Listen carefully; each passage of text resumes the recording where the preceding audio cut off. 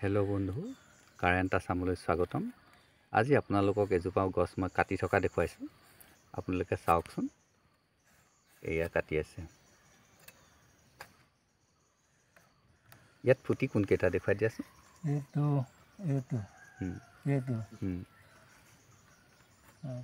চাৰিটা, পাঁচটা, ছটা, সাতটা, আঠটা, নটা। তাৰমানে এইডালত ফুটিয়ে ফুটি। এইডালততো ইমান ফুটি থাকোঁতে তুমি কিমান দামত ল'লা গছডাল? মই 5টা লৈছোঁ 1500। ইমান কম দামত ল'লা যে? মালটো ৰংটো কম, বৰা বেছি। আচ্ছা, আপোনাক যে ইমান সস্তাত গছডাল দি দিলে? দৰত পতিলে লৈ ল'লোঁ আৰু কিবা এটা ওলাব আৰু। কিমান ওলাব বাৰু? ওলাব কিবা এটা। 2000? 2000 পইচা ওলাব পাৰে। ওলাব ন? ঠিকে আছে বাৰু। এতিয়া আপোনালোকক হেল্ল' ভিউৱাৰ, আপোনালোকক এটা কথা মই কৈছোঁ যে এই গছডাল যদিও ফুটি আছে, এই গছডালত কিন্তু প্ৰকৃততে ভাল সঁচ নহয়। এইডাল আপোনাৰ কোনটো জাতত পৰে বাৰু? এইডাল ভোলা খাচী। ভোলা খাচী। চাওক, মই আপোনালোকক যে কৈ থাকোঁ, এইডালেই হ'ল সেই ভোলা খাচী। আপোনাৰ যিজন মানে আমাৰ খাচী বেপাৰীয়ে গছ কাটি আছে, কাটি থকাজনে আপোনালোকক কৈছে যে এইডাল ভোলা খাচী। কিন্তু ইয়াত বহুত ফুটি আপোনালোকে দেখিছে, ফুটি নথকাকৈ থকা নাই, কিন্তু ইয়াৰ মালটো উন্নত মানৰ নহয়।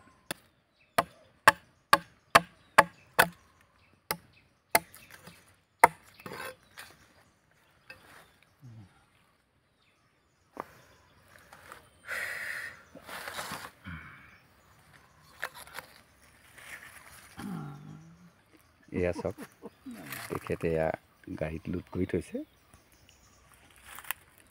এই যে ক'লা ক'লা দাগবিলাক দেখিছে নহয়, এই ক'লা দাগবিলাক কিন্তু মাল বুলি নাভাবিব। এই যিটো কাঠ, সেই কাঠটোহে আচল ইয়াৰ মালটো সোমাই আছে। এয়া চাওক। হেল্ল' বন্ধু, এটা কথা কিন্তু আপোনালোকে মন কৰিব, যেতিয়া আপোনালোকে পুলি বাছনি কৰিব, পুলি বাছনিটোৱে খাচী খেতিৰ আচল ৰহস্য। যদি আপুনি এনেকুৱা ধৰণৰ, মই দেখাই দিছিলোঁ এতিয়া এইবিলাক পুলি চাওক, এখেতে অতি কম দামতে লৈছে এই পুলিখিনি। এইকাৰণে কম দামত ল'বলগীয়া হ'ল যে এই বস্তুখিনি আপুনি চাওক, নেওৰাপতীয়া। এই নেওৰাপতীয়া হ'ব নালাগে খাচী গছ, দেখিছেনে? নেওৰাপতীয়া, এই নেওৰাপতীয়া হ'ব নালাগে। আৰু সঁচটো আপোনাৰ মিঠা খাচী হ'ব লাগে। এই যে ভোলা খাচী যদি আপুনি ৰুৱে, তেতিয়াহ'লে গছডাল ঠিকেই ডাঙৰ হ'ব, কিন্তু ইয়াত মালো ঠিকেই ধৰিব, কিন্তু ভাল মাল আচলতে নধৰে। যিটো ভাল মাল, ভাল মালটো কি বুলি কয়? কি বুলি কয় ভাল মালটো? ভাল মালটো ভাল বুলিয়ে কয়। ভাল বুলিয়ে কয়। ভালেই কয়। অঁ, এইটো শুনিছেনে? ক'লাকুচি। ভাল মালটো ক'লাকুচি মাল বুলি কয়, তেওঁলোকৰ ভাষাতেই কথাটো কৈছে। এই ক'লাকুচি মাল পাবলৈ হ'লে আমি এতিয়া আপুনি মিঠা খাচী ৰুব লাগিব। যদি আপুনি মিঠা খাচী ৰুৱে, তেতিয়াহ'লে আপোনাৰ ইমান কম দামত গছ বিক্ৰী কৰি দিবলগীয়া নহয়। গতিকে আৰু এনেকুৱা গছৰ পৰাই মই সদায় কৈ আছোঁ, যিজোপা গছত প্ৰচুৰ মাল ধৰে, মানে দাম পায়, যিজোপা গছত লাখ টকা হয় বা 50,000 দিছে, তেনেকুৱা গছৰ পৰা আপুনি গুটি সংগ্ৰহ কৰি গুটি পচাই পেলাই আপুনি ৰোপণ কৰক। আপুনি লাভ পাবই, আপোনাৰ মাল ধৰিবই। মাল নধৰা কোনো কথাই নাই, কোনো ঠাইৰ কথা নাই, কোনো আপোনাৰ সাৰৰ কথা নাই। আপুনি যদি মানে ভীমকল ৰুই যদি মালভোগ কল বিচাৰে, কেতিয়াও নাপাব। আপুনি মালভোগ ৰুবই লাগিব, তেতিয়াই আপোনাৰ মালভোগ কল লাগিব। মোৰ কথা শুনি সেই বেপাৰীজনেও হাঁহিছে, মানে মই ৰিয়েল কথাটোৱে কৈছোঁ।